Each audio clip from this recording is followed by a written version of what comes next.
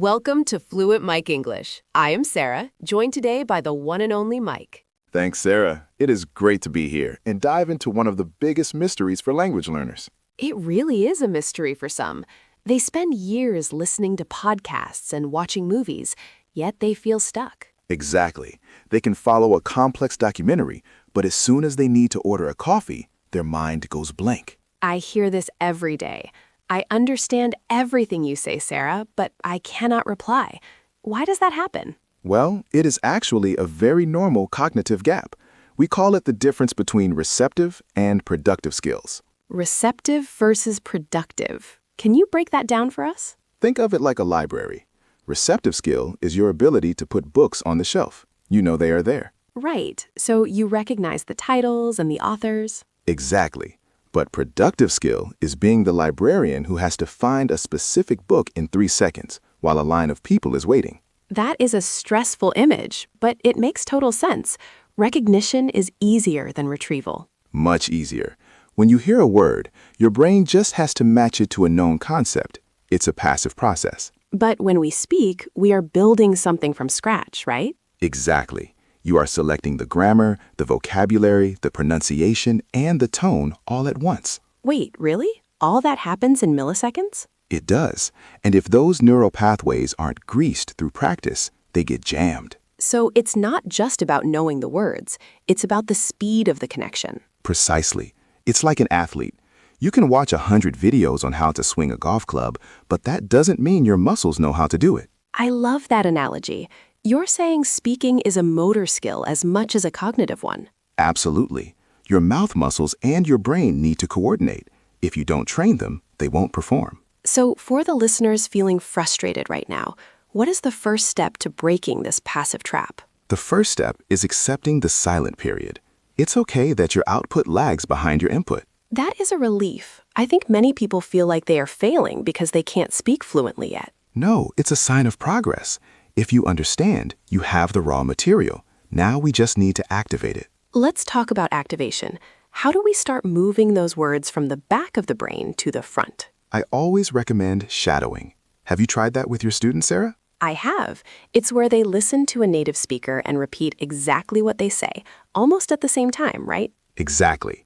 You aren't just repeating words, you are mimicking the rhythm, the stress, and the melody of the language. It feels a bit silly at first, though, talking to yourself in a room. It does, but that silliness is where the growth happens. You are bypassing the logical brain and training the musical brain. Does it help with the fear of making mistakes? Massively. Because you are following a perfect model, your brain starts to feel what right sounds like. I see.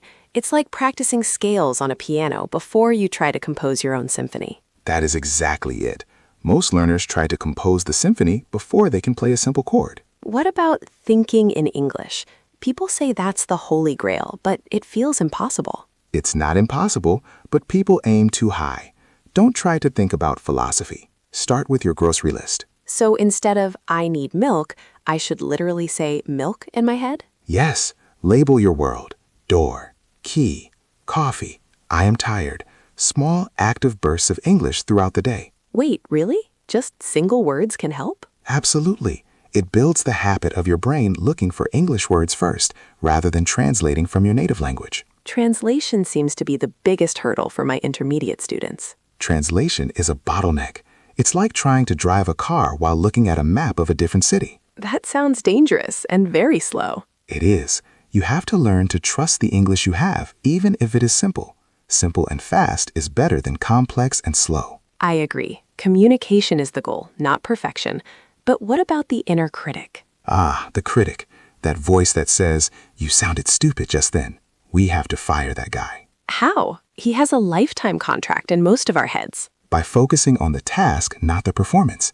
If you successfully ordered a sandwich, you won. It doesn't matter if you use the wrong tense. So focus on the result. Did the other person understand me? Exactly. If the answer is yes, then your English is working. Refinement comes later. I want to go back to the library analogy. How do we make sure we aren't just reading the books, but actually using them? We use a technique called active recall. Instead of just rereading a list of words, you force yourself to use them in a sentence. Like a use it or lose it kind of thing. Exactly.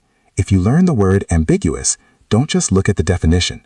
Tell me something in your life that is ambiguous. My plans for next weekend are definitely ambiguous. See? Now that word is linked to your life. It's no longer just a word in a book, it's a tool in your hand. That is powerful. Connecting vocabulary to personal experience makes it stick much better. It really does. Our brains are designed to remember things that are relevant to us, not abstract lists. Mike, we have talked about shadowing, thinking in English, and active recall. What about the physical aspect of speaking? You mean the actual sounds? English uses muscles in the mouth that some languages never use. I have noticed that.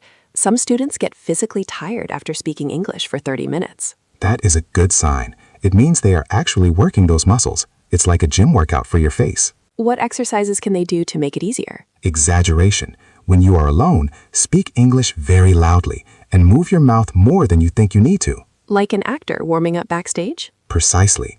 If you can do it at 110% in private, you will be able to do it at 100% in public. I love that. It's all about building that muscle memory so it feels natural when it counts. Right. And don't forget about self-talk. Talk to your dog. Talk to your plants. Talk to your steering wheel. Wait, my steering wheel? People might think I'm crazy. Let them think that. You are the one becoming fluent. Narrate your day like a reality TV show. Like, I am now turning left. I am looking for a parking spot. Like that? Exactly. I am wondering why this person is driving so slowly. It keeps the English gears turning. It seems like the theme here is consistency over intensity. Small actions every day. Spot on.